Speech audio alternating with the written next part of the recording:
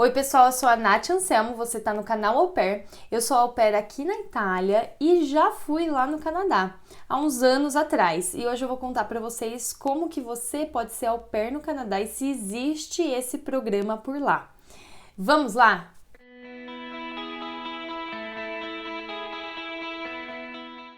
Fica até o final desse vídeo, porque no finalzinho eu coloco como foi minha experiência no Canadá. Então essa primeira parte é mais de informações, como você vai, e eu quero deixar a parte final para falar como foi minha experiência, tá legal? Então fica até o final, dá um curtir, se inscreve no canal, porque aí eu entendo e o YouTube entende também que você quer mais conteúdos assim para te ajudar. Então, para você ser au pair no Canadá, na verdade eu falo au pair com aspas, porque funciona um pouco diferente no Canadá. Na verdade, tem duas maneiras que você poderia ser, e por isso que eu vou dividir esse vídeo em duas partes. Então, essa é a parte 1, que é mais um programa de imigração, e a parte 2 vai ser a segunda maneira que você poderia pensar em ir como uma au pair. Vamos lá, então a primeira maneira, que é essa mais de imigração, é na verdade um processo de imigração. Então ele não é igual dos Estados Unidos ou outros países regulamentados, que já tem certinho, por exemplo, quantas férias você vai ter por ano, se tem um curso ou se não tem. Tem toda essa ideia de você ser parte da família. Então isso tem muito no programa de au pair, uma troca cultural muito grande. E esse é o intuito e o objetivo. No Canadá, ele é um pouco mais como um programa de imigração. Então, na verdade, você vai para trabalho e você pode viver com a família ou não. Então, o au pair em outros países tem isso em mente de você viver com a família, mas no Canadá isso é opcional. Tudo que eu estou falando aqui é o que está vigente hoje em dia, porque existia um outro programa alguns anos atrás, que é o Live-in Caregiver, que não existe mais. Agora ele mudou de nome e ele chama... Pera lá que eu vou ver. Então, é um nome bem grande. Home Child Care Provider. Home Child Care Provider é o nome do programa hoje. Então é isso que você vai ser. Não vai ser uma au pair ou um au pair no Canadá. Você vai ser um Home Child Care Provider, ok? Então, por conta disso, tem outros pré-requisitos e funciona um pouquinho diferente do que outros países. Por exemplo, muitas coisas são acordadas com o seu empregador. Então, o seu empregador, nesse caso, é a família. E tudo que estiver no contrato que você acordar com ele, com a família, vai ser levado em conta. Então, no Canadá, os contratos de trabalho é o que valem. Lá, as leis não são igual ao do Brasil, que tem algumas regras a seguir. O seu empregador falar, olha, eu preciso de alguém que trabalhe 40 horas semanais ou 30 horas semanais, tudo bem, se você concordar com isso, é isso que vale. Então, férias, folgas, horas trabalhadas, tudo isso é acordado com o seu empregador, que seria a família. Outra coisa diferente, como eu já falei, é que você pode tanto viver dentro da casa como fora da casa. Por conta disso que você pode morar com eles ou não, então se você recebe o seu salário e mora com eles, esse salário pode ter um desconto para acomodação e comida. Isso também é acordado com a família. E falando em salário, quanto que será que uma Home Child Care Provider recebe no Canadá? Depende, tudo depende. Lá no Canadá, o Canadá é dividido por províncias. Então, quando você vê um mapa do Canadá, você vê várias divisões que são pra gente estados, mas para eles é chamado de províncias. Então, por exemplo, se você tá em Vancouver, você tá na província de British Columbia. Se você tá em Toronto, você tá na província de... Gente, esqueci a província de Toronto. Gente, ai meu Deus, morei lá. Enfim, se você tá na cidade que eu morei, que é Stony Plain, é a província de Alberta pra gente. Então tudo vai depende do salário mínimo da província E também pode ser que você ganhe mais do que o salário mínimo. Em média, uma Home Child Care Provider ganha de 12 a 20 dólares por hora. Isso também é uma coisa esquisita pra gente, porque ganha-se por hora lá. Então, se você trabalhou 30 horas semanais, você ganha por horas. O mês pode alterar também, porque às vezes alguns meses são 4 semanas, outros 5 semanas. Então, isso também é uma diferença pra gente. Então, em relação aos pré-requisitos, também são um pouco diferentes de outros países que possuem programa regulamentado certinho. Porque como esse programa é visto como imigração, você tem que ser mais qualificada, digamos assim, para você aplicar para o processo de imigração. Tudo isso que eu tô falando tá no site da imigração do Canadá. Vou deixar aqui o link e se você quiser fazer esse processo, isso tem que ser sua informação principal. É de lá que você tem que pegar todas as informações. Então, para você aplicar esse processo, você tem que ter uma job offer, que é uma oferta de emprego. O que quer dizer isso? Você precisa de uma família que queira te empregar. Você também tem que ter proficiência no inglês. Então, como medir essa proficiência? Você tem que fazer um teste. O teste chama-se IELTS, I-E-L-T-S, IELTS. Tem um outro também que eles aceitam, mas o IELTS é o mais conhecido. Esse teste, ele vai medir o quanto de inglês você sabe. E você precisa tirar 5 na nota. A nota dele é a nota 5 que você precisa. Mas o que quer dizer isso, Natália? Não é uma coisa super mega difícil. É um intermediário, avançado, por aí. Então, não é super difícil tirar. Tem muitos canais de YouTube, muitos lugares que te ajudam com isso, você estudar para essa prova, ou professores que te ajudam com isso. Então, é importante você se preparar para essa prova, para você tirar a nota específica que você precisa. Você também precisa ter um ensino superior. Não precisa ser na área de educação ou pedagogia, pode ser em qualquer área, mas tem que ser um ensino superior. Esses são os principais requisitos. Entenda que você tem tudo isso, então você é apta a aplicar. Então você vai aplicar do Brasil isso. A imigração canadense, o consulado canadense vai te falar, ok, você pode ir, você tem tudo isso. Você vai para o Canadá. Você fica trabalhando nessa família, digamos, sem interrupções, durante 2 anos. 2 anos é o que você precisa para quê? Para aplicar para a coisa mais desejada de todo mundo que quer emigrar para o Canadá, que é a residência permanente.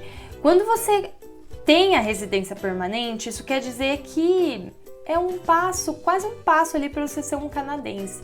Só mais uns aninhos, mais alguns anos para você ter, quiçá é tipo, quem sabe, um passaporte canadense. Então isso é uma coisa muito desejada e nesse programa você pode aplicar depois de 2 anos trabalhando no Canadá. Isso é outro pré-requisito que é o último deles, que é você precisa de pelo menos 24 meses trabalhados no Canadá para você finalizar o processo. Em até 36 meses, entendeu? Então, dá até 3 anos. Você tem que trabalhar 2 anos. Então, se tiver ali no meio, algum momento que você não trabalhou, tudo bem. Porque você tem esses 3 anos para trabalhar 2 anos. Onde que você pode achar uma família? Porque, na verdade, esse seria o primeiro passo de tudo. Você achar uma família, ou seja, um empregador no Canadá que queira você. Você pode utilizar alguns sites como o Au Pair World, que vai aparecer aqui, e também o Canadian Nanny. Então, nesse caso, o primeiro passo é se inscreva, faça o seu perfil e ache uma família. Achou uma família que te quer, você quer a família também? Aí você então precisa aplicar esse processo todo. Entenda que esse processo é um processo de imigração. E um processo de imigração não é uma coisa simplesinha que você consegue em um mês. É um processo que a partir da data que você aplicou, fechou ali no consulado, você tem até 12 meses para ter a resposta e o ok. Pode ser que seja em 2 meses, pode ser que seja em 4, mas é até 12 meses. Esse programa é um programa novo, que mudou, é formatado, novinho, então pode ser que eles também tenham dúvidas, que eles também levem mais tempo para processar as coisas. Então, por conta disso, você tem que pensar em não parar a sua vida e continuar, mesmo assim, no processo, ao mesmo tempo que a sua vida. Não saia do seu trabalho, não peça demissão, você vai fazer tudo isso ao mesmo tempo.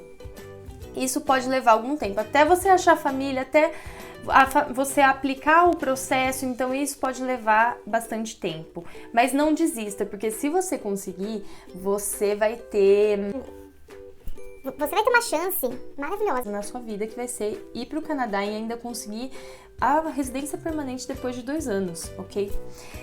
Detalhe, a residência permanente, ela é uma aprovação também, então não é porque você foi para lá que você vai ter a residência permanente.